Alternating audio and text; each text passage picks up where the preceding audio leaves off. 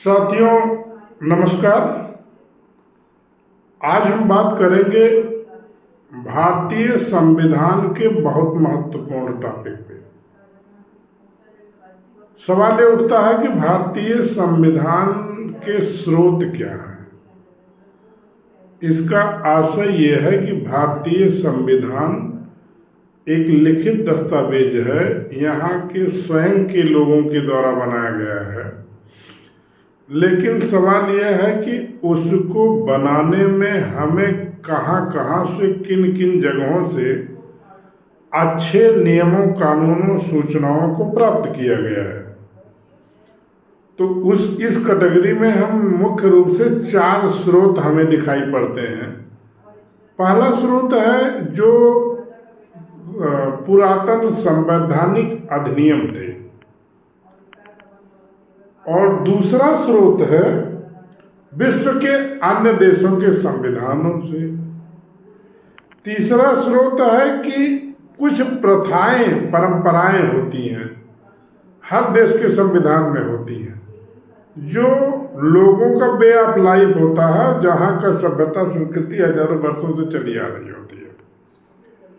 कुछ स्रोत है, चौथा स्रोत है न्यायिक निर्णय, संवैधानिक टीकाएं, विभिन्न विद्वानों की जो कॉन्स्टिट्यूशन पे बुक होती है, टीका टिप्पणी होती है, तुलनात्मक अध्ययन होता है। दूसरा होता है न्यायिक निर्णय।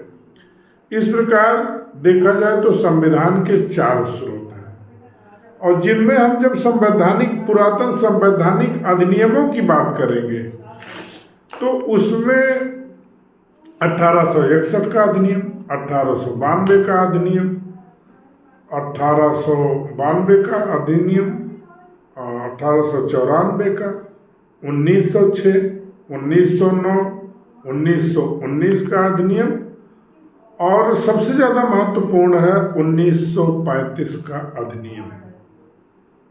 1935 का अधिनियम 1935 का अधिनियम में, और उसके बाद जब अंग्रेज सरकार ने ये चुनौती दिया भारतीयों को कि भारतीय आपस में इतना लड़ते रहते हैं, झगड़ते रहते हैं, किसी मुद्दे पे सहमत नहीं हो सकते हैं, तो एक कमेटी बनाई गई और जिसके द्वारा एक दस्तावेज तैयार किया गया। संविधान में कुछ बिंदु वहाँ से भी लिए गए हैं। 1935 के अधिनियम को मिनी कॉन्स्टिट्यूशन कहा जाता है, मिनी दस्तावेज कहा जाता है, और जिसमें से अनेक प्रावधान वहाँ से लिए गए हैं। उदाहरण के लिए 3 सूचियाँ हैं: संघीय सूची, राज्य सूची, समवर्ती सूची। राष्ट्रपति के आपातकाल की उद्घोषणा, ये बिंदु भी 1935 के संविधान से लिया गया है। राज्यपाल, राज्यों में राज्यपाल की व्यवस्था, नियुक्त राज्यपाल की व्यवस्था, ये भी 1935 के संविधान से लिया गया है। 1935 के संविधान के इसके साथ बहुत से ऐसे सूक्ष्म कानून, नियम कानून लिए गए हैं, लेकिन उनका परीक्षण किया गया है, उसमें संशोधन करके लिया गया है, एज इट इज नहीं लिया गया है। क्यों ऐसा किया गया है? क्योंकि 1935 का जो एक्ट है ये अंग्रेजों के द्वारा बनाया गया भारत के लिए था। 1947 के बाद जब हमारा संविधान बना है तो वो स्वयं भारतीयों के द्वारा भारतीयों के लिए बनाया गया था। तो और डॉक्टर अंबेडकर साहब ने कहा भी था कि इस तथ्य में कोई मैं लज्जा का अनुभव नहीं करूँगा कि निर्माण करते समय चाहे 35 का अधिनियम हो या कहीं से भी हमें कुछ अच्छी बातें मिलती हैं तो उसको संविधान में समाहित करने में कोई संकोच नहीं होगा। अब दूसरा बिंदु आता है संविधान के स्रोत में कि विश्व के विभिन्न देशों से जो संविधान के स्रोत में महत्वपूर्ण विषय है वो ये है कि ब्रिटेन का संविधान। ब्रिटेन के संविधान से अधिकांश चीज़ें, अधिकांश विधिक प्रक्रिया, नियम इसलिए लिए गए कि उन नियमों कानूनों को भारतीय अभ्यस्त हो चुके थे और उन नियमों कानूनों को हम लोगों ने अपने अनुसार ढालने का प्रयास किया। उदाहरण के लिए ब्रिटेन के संविधान से लिया गया जो सबसे महत्वपूर्ण पहलू है पार्लियामेंट्री सिस्टम ऑफ गवर्नमेंट, संसदीय प्रणाली की सरकार, जिसमें प्राइम मिनिस्टर का लोकसभा के प्रति उत्तरदायी होना है, मंत्रिमंडल का लोकसभा का विश्वास प्राप्त करने रहना है, मंत्रियों की नियुक्ति प्रधानमंत्री के इच्छा पर और प्लेजर ऑफ प्रेसिडेंट वर्क करना, विधि का शासन, एकीकृत न्यायपालिका, नौकरशाही, ब्यूरोक्रेसी का कॉन्सेप्ट भी वहाँ से लिया गया, जो कि हमारे यहाँ संविधान में अनुच्छेद 309, 310, 311, 312 ये ब्रिटेन के संविधान से लिया गया।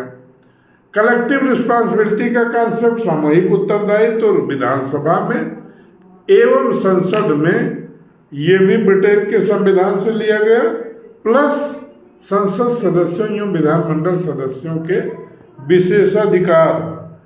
और नेक्स्ट इंपॉर्टेंट इकहरी नागरिकता, सिंगल सिटीजनशिप, कोई भी व्यक्ति वो भारत का नागरिक है, ना कि किसी राज्य विशेष का। ब्रिटेन के संविधान के बाद दूसरा इंपॉर्टेंट पहलू आता है अमेरिका का संविधान। अमेरिका के संविधान से हमारे संविधान में स्रोत के रूप में लिया गया है वो है मूल अधिकार, फंडामेंटल राइट, संघात्मक शासन प्रणाली, मूल अधिकार, स्वतंत्र एवं निष्पक्ष न्यायपालिका, न्यायिक पुनरावलोकन, जुडिशियल रिव्यू का सिद्धांत, सुपरमेक्सी ऑफ कॉन्स्टिट्यूशन और इम्पीचमेंट ऑफ प्रेसिडेंट, जिसका आर्टिकल 61 के अंदर उल्लेख किया गया है। ये महत्वपूर्ण बिंदु अमेरिका के संविधान से लिए गए हैं। फ्रांस के संविधान से क्या लिखा गया है? रिपब्लिक, गणतंत्रात्मक शासन व्यवस्था। भारत एक गणराज्य है, रिपब्लिक। रिपब्लिक का मतलब है where the head of state is directly और indirectly elected by the people, ये लिया गया।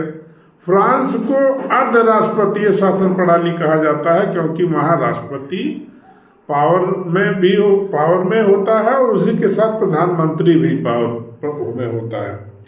मूल रूप से क्वासी प्रेसिडेंशियल सिस्टम कहा जाता है, जिसमें कि शासन सत्ता दोनों के बीच में विभाजित होती है। कनाडा के संविधान से संघीय शासन व्यवस्था ली गई है, फेडरल स्ट्रक्चर आपका, फेडरल स्ट्रक्चर, जिसमें केंद्र और राज्य दोनों के बीच में सत्ता है। अब आयरलैंड के संविधान से क्या लिया गया? नीति निर्देशक तत्व, directive principle of state policy, directive principle of state policy, जिसका उल्लेख आर्टिकल 36 से लेकर के 51 तक है। ये लिया गया आयरलैंड के संविधान से। राज्यसभा में राष्ट्रपति के द्वारा 12 सदस्यों की नियुक्ति होगी और वो साहित्य, कला, विभिन्न विषय के विशेषज्ञता वाले क्षेत्र से होंगे। नॉमिनेशन की प्रक्रिया ये आयरलैंड के संविधान से लिया गया है। आपातकालीन उपबंध ये भी आयरलैंड के संविधान से लिया गया है। अब आते हैं दक्षिणी अफ्रीका। दक्षिणी अफ्रीका के संविधान से क्या लिया गया है? संशोधन की प्रक्रिया। दक्षिणी अफ्रीका संविधान और संशोधन की प्रक्रिया का उल्लेख कहाँ किया गया है? आर्टिकल 368 में किया गया है। जर्मनी के संविधान से क्या लिया गया है? आपात उपबंध। आपात उपबंध का उल्लेख कहाँ किया गया है? संविधान के अनुच्छेद 352, 356 और 360 में। ऑस्ट्रेलिया के संविधान से क्या लिया गया है? प्रस्तावना की भाषा, समवर्ती सूची, केंद्र राज्य संबंध तथा शक्तियों का विभाजन। प्रस्तावना की भाषा, be the people of India, हम भारत के लोग। ये शब्द लिया गया है ऑस्ट्रेलिया के संविधान से। जापान के संविधान से क्या लिया गया है? जापान के संविधान से विधि द्वारा स्थापित प्रक्रिया, क्रियाविधि, और जिसके आधार पर हमारी न्यायपालिका कार्य करती है, जापान के संविधान से लिया गया है। अंतर्राष्ट्रीय शांति एवं व्यवस्था को बनाए रखना, अंतर्राष्ट्रीय आर्टिकल जो 51 है हमारी कहता है कि अंतर्राष्ट्रीय शांति व्यवस्था को बनाए रखने का, ये लिया गया है जापान के संविधान से।